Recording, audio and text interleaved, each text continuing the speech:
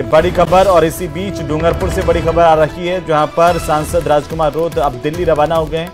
Banswara Dungarpur seat से नवनिर्वाचित सांसद राजकुमार रोत दिल्ली के लिए रवाना हुए हैं। बाप पार्टी और इंडिया गठबंधन से सांसद राजकुमार रोत के समर्थन को लेकर के अटकलें तेज हो गई है। राजकुमार किस गठबंधन का साथ देंगे, यह अभी तय नहीं है।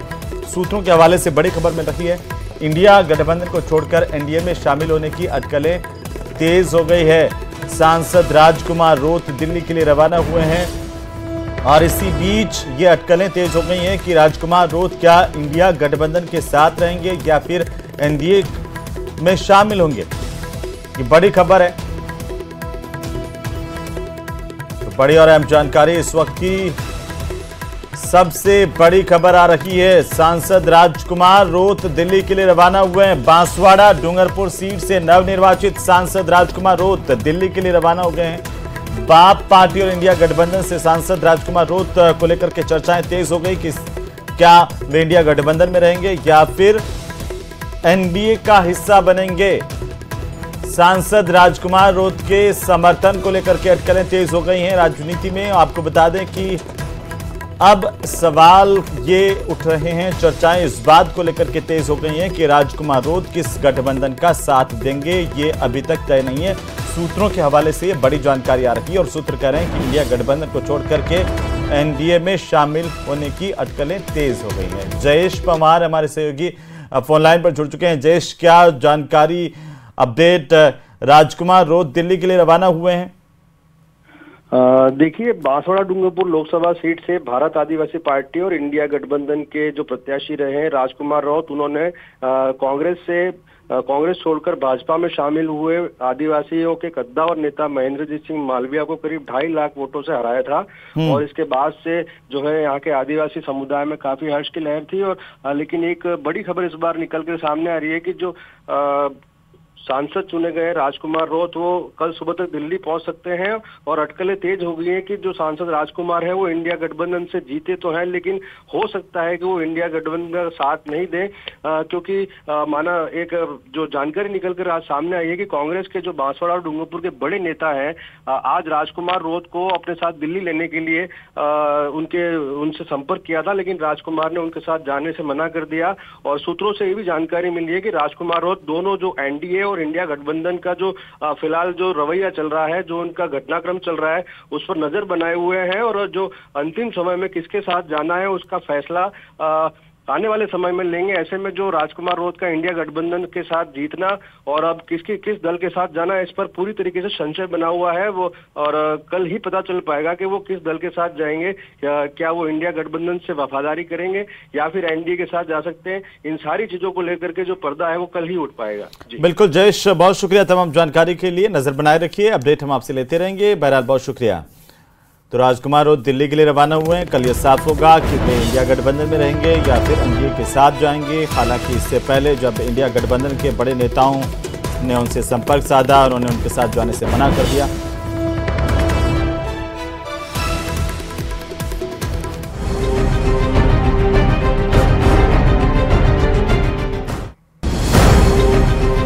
तो वहीं दिल्ली में सरकार गठन की गहमागहमी के बीच चंडीगढ़ से आज बहुत बड़ी खबर आई। चंडीगढ़ एयरपोर्ट पर तैनात सीआईएसएफ की एक महिला सुरक्षाकर्मी पर बीजेपी की सांसद कंगना रनौत को थप्पड़ मारने के आरोप लगे हैं। आरोपी महिला का नाम कुलविंदर कौर बताया जा रहा है। कुलविंदर कौर किसान आंदोलन पर कंगना की बयानबाजी से खफा बताई जा रही हैं। और आपको बता दें कि सीआईएसएफ की महिला जवान को हिरासत में लेकर के जांच शुरू कर दी गई है। आखिरकार थप्पड़ कांड का पूरा सच क्या है, देखिए रिपोर्ट।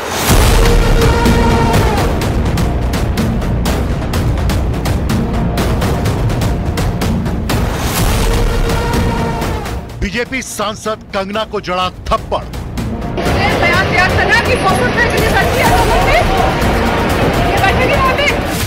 थप्पड़बाज ने कंगना पर की गालियों की बौछार। चंडीगढ़ से दिल्ली तक थप्पड़ कांड की गूंज।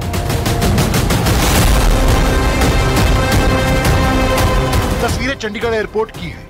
हंगामा बरपा है। बीच बचाव में सीआईएसएफ सुरक्षा कर्मी लगे हैं, लेकिन हंगामा थमने के बजाय बढ़ता ही गया। इतना कि चीख रही सीआईएसएफ की महिला जवान ने नई नवेली सांसद चुनी गई फिल्म अभिनेत्री कंगना रनौत पर जोरदार थप्पड़ चला दिया। थप्पड़ के साथ ही गालियों की बौछार भी जारी रही। दिन दहाड़े भीड़ के बीच कंगना पर थप्पड़ चला तो बखेड़ा बन गया। कंगना से उलझने वाली आरोपी महिला जवान किस कदर क्रोध में थी, उसकी चीख से समझा जा सकता है। सिक्योरिटी चेक पर चल रहे इस हाई वोल्टेज ड्रामे ने पूरे एयरपोर्ट पर हड़कंप मचा दिया। हंगामा थमा तो वजह और आरोपी महिला की डिटेल भी पता चली। कंगना पर थप्पड़ मारने की आरोपी महिला का नाम कुलविंदर कौर है। कुलविंदर कौर कंगना के किसान आंदोलन पर दिए गए बयान से खफा है। कंगना को एयरपोर्ट पर जैसे ही कुलविंदर ने देखा, उसका पारा हाई हो गया और वो उनसे उलझ पड़ी। कंगना से बहस के दौरान कुलविंदर कौर पर हाथापाई के आरोप लगे। कंगना रनौत ने खुद सोशल मीडिया पर वीडियो पोस्ट करके पूरे बखेड़े को विस्तार से बताया है। आज चंडीगढ़ एयरपोर्ट पे जो हादसा हुआ वो सिक्योरिटी चेक के साथ में हुआ। वहाँ पे मैं सिक्योरिटी चेक करके जैसे ही निकली तो दूसरे कैबिन में जो महिला थी, जो सुरक्षा कर्मचारी थी CISF की, उन्होंने उनके पास या उनको क्रॉस करने का इंतज़ार किया और साइड से आकर जो है मुझे मेरे फेस पे हिट किया और गालियाँ देने लगी। और जब मैंने उनको पूछा कि उन्होंने ऐसा क्यों किया तो उन्होंने कहा कि वो फार्मर्स प्रोटेस्ट को जो है वो सपोर्ट करती हैं और I am safe, but my concern is कि जो आतंकवाद और उग्रवाद पंजाब में बढ़ रहा है, how do we handle that. Kangana से मारपीट और गाली गलौज के बाद CISF फौरन एक्शन में आ गई। आरोपी महिला को सस्पेंड करने के साथ ही काफी देर तक सिक्योरिटी फोर्स से मीटिंग की। फिर कुलविंदर के खिलाफ FIR भी दर्ज हो गई। हालांकि अपनी सफाई में कुलविंदर कौर ने जो बातें कही वो चौंकाने वाली है।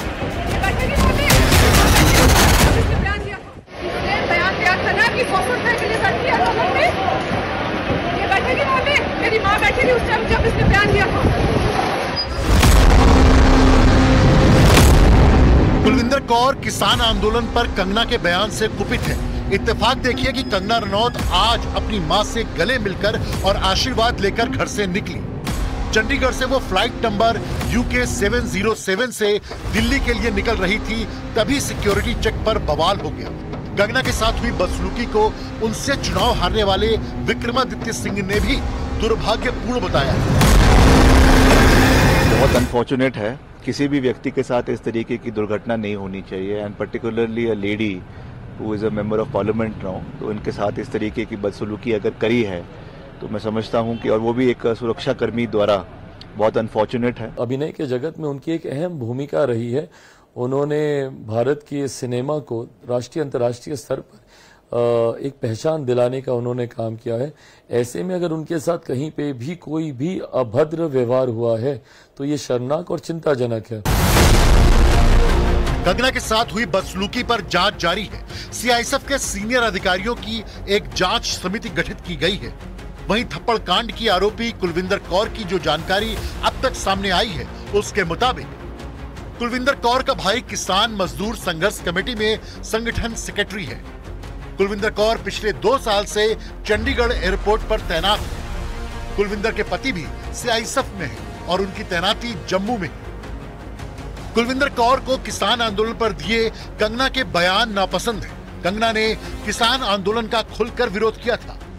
उनके कई बयान सोशल मीडिया में वायरल हुए थे, जिसका साइड इफेक्ट कंगना को सांसद चुने जाने के बाद देखना पड़ा है। हालांकि मामले की जांच के बाद ही इस थप्पड़ कांड की हकीकत से पर्दा उठेगा।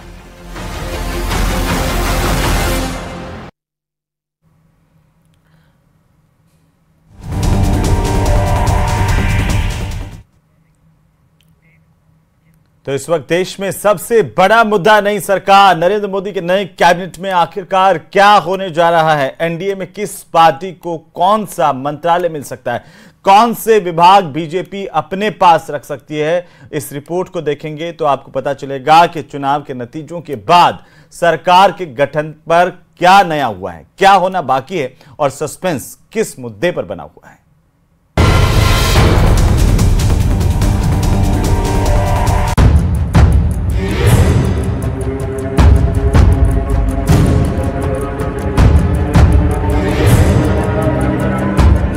तीसरी बार बार बन रही मोदी सरकार को लेकर इस वक्त सबसे बड़े सवाल, किससे कितने मंत्रालय मिलेंगे, किससे कौन सा मंत्रालय मिलेगा।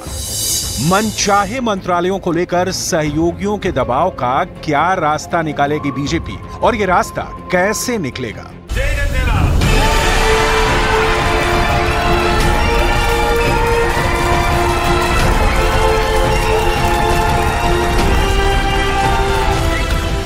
तीसरी बार बनने जा रही मोदी सरकार में बीजेपी के अलावा जो बड़े दल हैं उनमें खास हैं टीडीपी, जेडीयू, शिवसेना, शिंदे गुट और लोक जनशक्ति पार्टी रामविलास।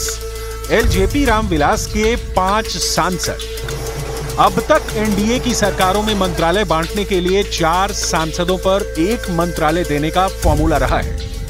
सवाल स्पीकर के पद को लेकर भी है।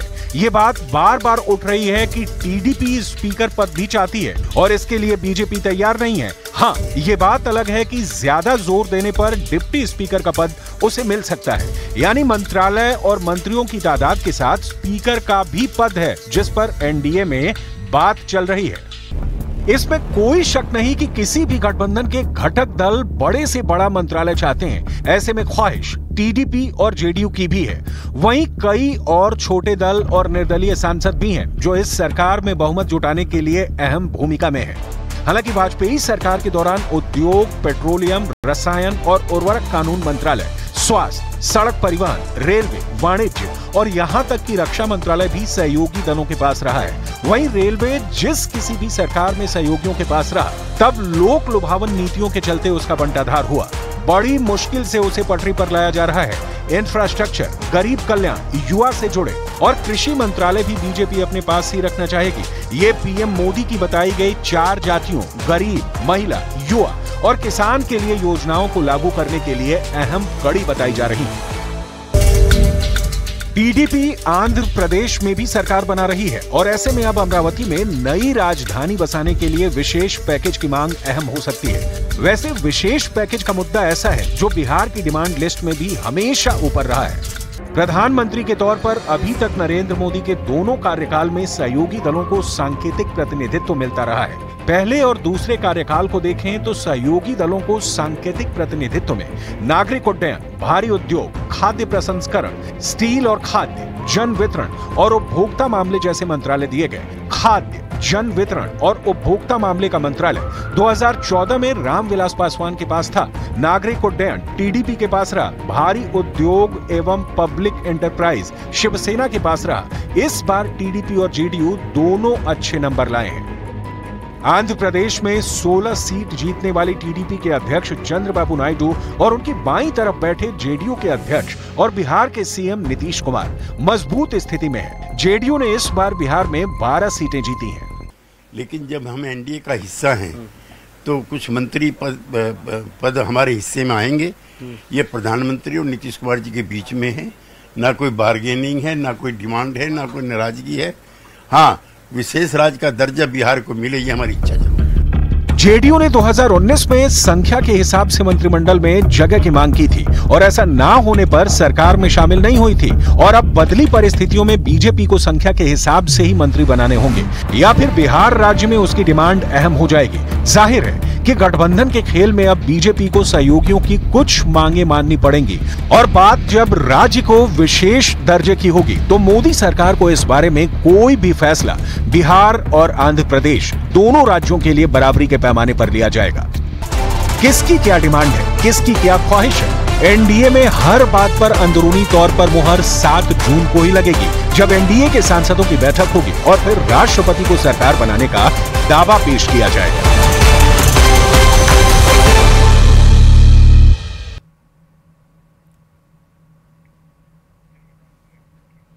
और इसी बीच राजधानी जयपुर से बड़ी खबर आ रही है, जहां पर सियासी मौसम के इतर अब राजधानी का मौसम बिगड़ने की जानकारी सामने आ रही है।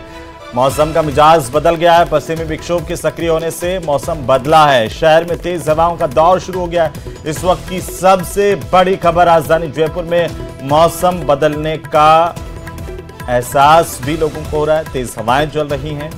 राजधानी में मौसम का मिजाज बदला हुआ नजर आ रहा है। ये बड़ी खबर इस वक्त की।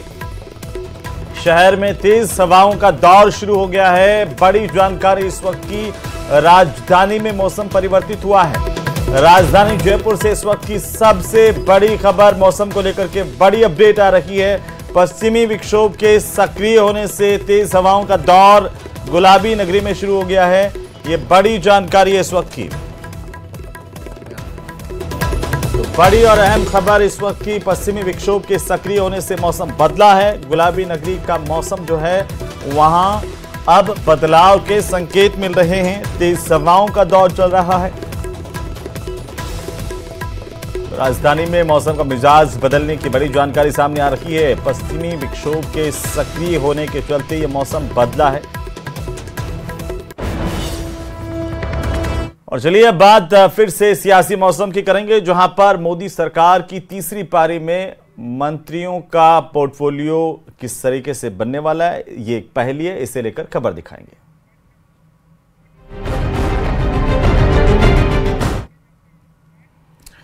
तो मोदी सरकार की तीसरी पारी में आखिरकार मंत्रियों का पोर्टफोलियो कैसे एक पहली बना हुआ है सभी के लिए, ठीक वैसे ही एक पहली है नीना फैक्टर की। ये क्या है आखिरकार नीना फैक्टर? क्या नरेंद्र मोदी की तीसरी पारी आसान नहीं होने जा रही है? ये खास रिपोर्ट देखिए।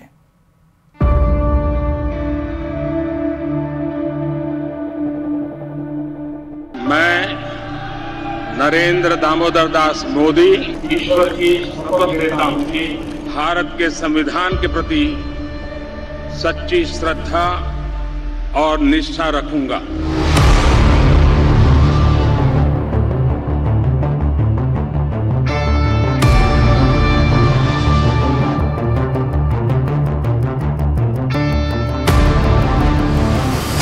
क्या मोदी सरकार पर असर डालेंगे सहयोगी?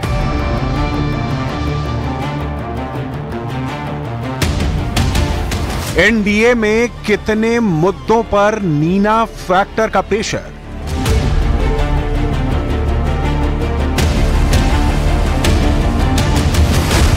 मोदी पर भारी पड़ेगी पार्टनर्स की डिमांड।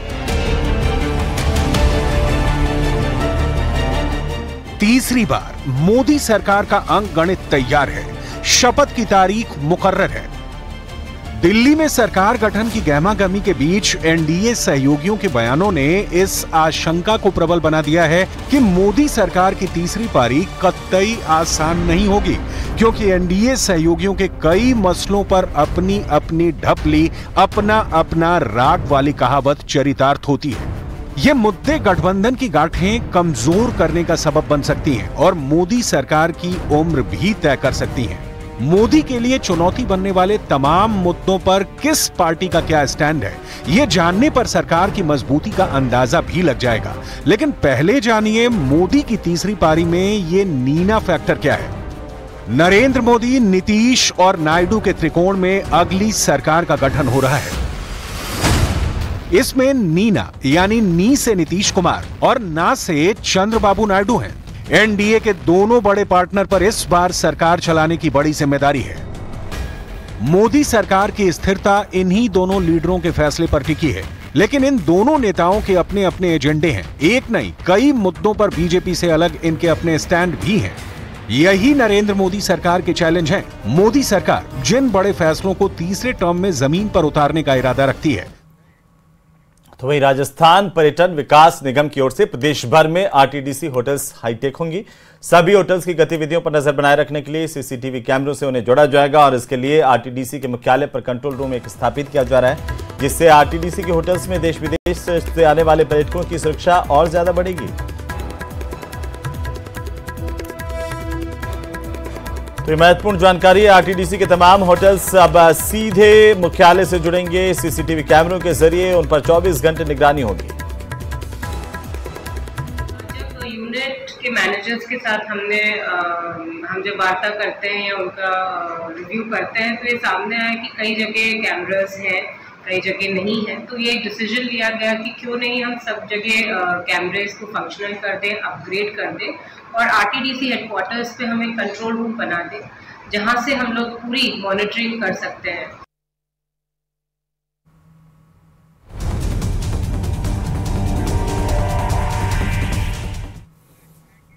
और चलिए अब बात कर लेते हैं महाराष्ट्र की राजनीति की, क्योंकि महाराष्ट्र की राजनीति में टेंशन हाई आखिर क्यों है। महाराष्ट्र में चुनाव के नतीजों के बाद से हलचल बहुत तेज है। अजीत पवार के लिए मुश्किलें बढ़ती हुई नजर आ रही है और अजीत पवार की पार्टी सिर्फ एक सीट ही यहां पर जीत पाई है। सूत्र यह बता रहे हैं कि उनकी पार्टी के 18 से 19 नेता और विधायक अपनी पुरानी पार्टी एनसीपी शरद पवार के संपर्क में है। रिपोर्ट देखिए।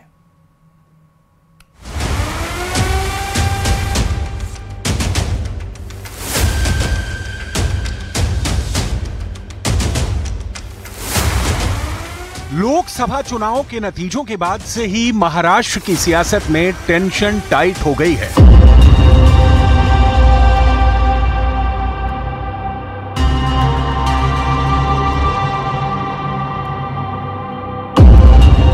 बड़े बड़े सूरमा मुंह के बल गिर पड़े हैं।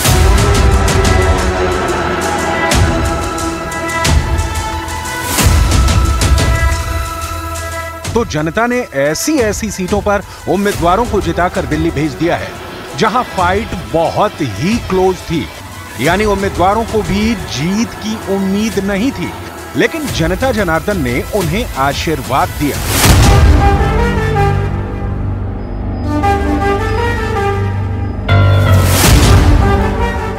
लेकिन मुसीबत सिर्फ इतनी नहीं है। महाराष्ट्र के नेताओं के लिए चुनौती अभी बाकी है। वो चुनौती है लोकसभा के सिर्फ 4 महीने बाद होने वाले विधानसभा चुनाव की, क्योंकि विधानसभा चुनाव के लिए नेताओं की सेट की हुई पूरी चुनावी गणित लोकसभा चुनाव के नतीजों ने बिगाड़ दी है। सबसे पहले देखिए चुनावी नतीजों के बाद महाराष्ट्र की राजनीति में क्या हलचल हो रही है। सूत्रों के मुताबिक अजित पवार की पार्टी पर टूट का खतरा। देवेंद्र फडणवीस ने इस्तीफे की पेशकश की। शिंदे गुट की दिल्ली में 2 बड़े पोर्टफोलियो की मांग।